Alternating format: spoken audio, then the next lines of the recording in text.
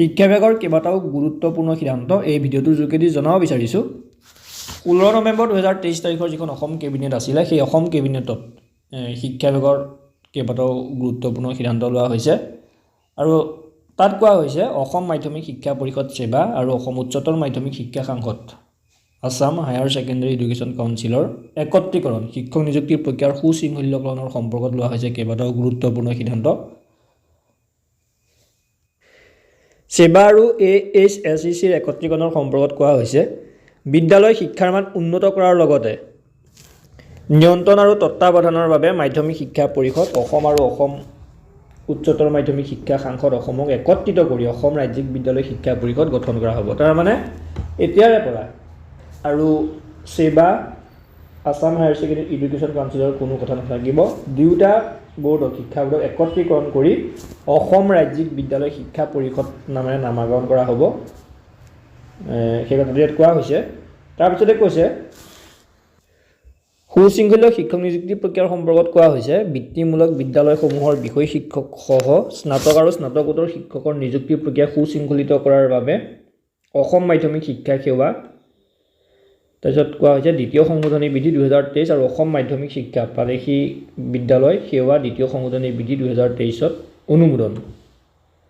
2 নম্বৰতে আছে সংশোধিত নিয়মসমূহে শিক্ষাৰ্থী শিক্ষকৰ অনুপাত বজাই ৰখাৰ লগতে শিক্ষাৰ্থীসকলক কাৰ্যকৰী শৈক্ষিক সমৰ্থন আগবঢ়োৱাৰ বাবে মানৱ সম্পদৰ সৰ্বোত্তম ব্যৱহাৰ নিশ্চিত কৰিব আৰু প্ৰাদেশিকৃত চৰকাৰী বিদ্যালয়সমূহত মাধ্যমিক পৰ্যায়ত শৈক্ষিক কাৰ্যকলাপৰ ওপৰত বিৰূপ প্ৰভাৱ প্ৰতিৰোধ কৰিব। গুণগত শিক্ষা প্ৰদানৰ বাবে নিয়ম সংশোধন কৰা হৈছে অসম কেবিনেটত আৰু সেই কথাখিনি ইয়াত কোৱা হৈছে। প্ৰথমতে কোৱা হৈছে প্ৰাদেশিকৃত চৰকাৰী বিদ্যালয়সমূহত প্ৰাথমিক পৰ্যায়ত শিক্ষাৰ মান উন্নত কৰাৰ বাবে বিধি 3 অনুসূচী 1 অসম প্ৰাথমিক শিক্ষাৰ প্ৰাদেশিকৰণ বিধি 2023ৰ সংশোধন কৰা হ'ব। নিম্ন প্ৰাথমিক শিক্ষক পদৰ বাবে বিষয়টো ইয়াত দিয়া আছে প্ৰথমৰ পৰা পঞ্চম শ্ৰেণী যিখিনি প্ৰাথমিক বিদ্যালয় আছে তাত উচ্চ বা উচ্চতৰ মাধ্যমিক বা সমতুল্য পৰীক্ষা লাভ কৰা নম্বৰ শতাংশ 5%। প্ৰাথমিক শিক্ষাৰ ডিপ্ল'মা প্ৰাথমিক শিক্ষাৰ স্নাতক পৰীক্ষা বা শিক্ষাৰ ডিপ্ল'মা পৰীক্ষাত লাভ কৰা নম্বৰ শতাংশ 5%। প্ৰাথমিক বিদ্যালয়ৰ বাবে ATET/CTET লাভ কৰা নম্বৰ শতাংশ এইটো দিয়া আছে 85%।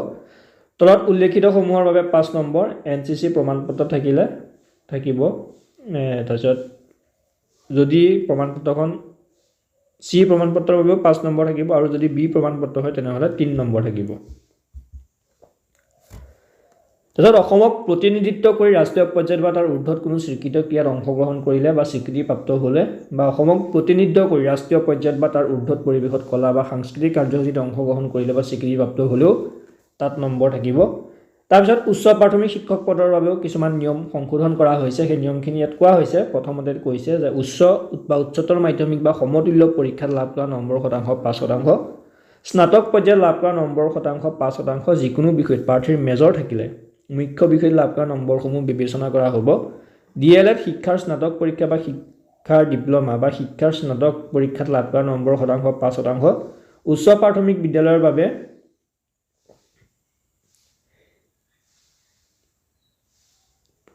TET বা CTETত লাভ কৰা নম্বৰ শতাংশ 80% হ'ব। টেটৰ নম্বৰটো 80%। বাকীখিনিৰ মান কমাই দিয়া হৈছে আৰু তলত উল্লেখিত সমূহৰ বাবে 5 নম্বৰ NCC প্ৰমাণপত্ৰ থাকিলে দিয়া হ'ব। যদি C প্ৰমাণপত্ৰ থাকিলে 5 নম্বৰ দিব আৰু B প্ৰমাণপত্ৰ থাকে তেনেহ'লে 3 নম্বৰ দিয়া হ'ব।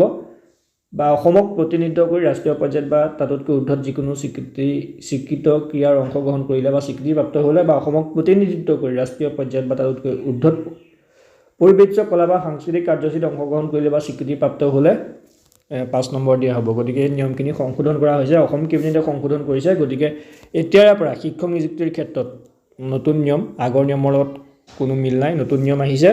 টেটৰ নম্বৰটোতে গুৰুত্ব দিয়া হ'ব। ডিগ্ৰীৰ যিটো নম্বৰ তাত নম্বৰ কমাই দিয়া হৈছে। ডিগ্ৰীৰ যিটো BA বা BSc যিখিনি নম্বৰ লাভ কৰে তাৰ পৰা মাত্ৰ 5% নম্বৰ ধৰিছে। বাকী টেটৰ নম্বৰটো 80% ধৰিছে আৰু বাকী যদি কিবা প্ৰমাণপত্ৰ থাকে কিবা খেলত প্ৰতিনিধিত্ব কৰা বা NCC প্ৰমাণপত্ৰ যদি থাকে তাত 5 নম্বৰ দিয়া হ'ব। গতিকে নতুন নিয়ম আহিছে শিক্ষা বিভাগৰ শিক্ষক নিযুক্তিৰ ক্ষেত্ৰত।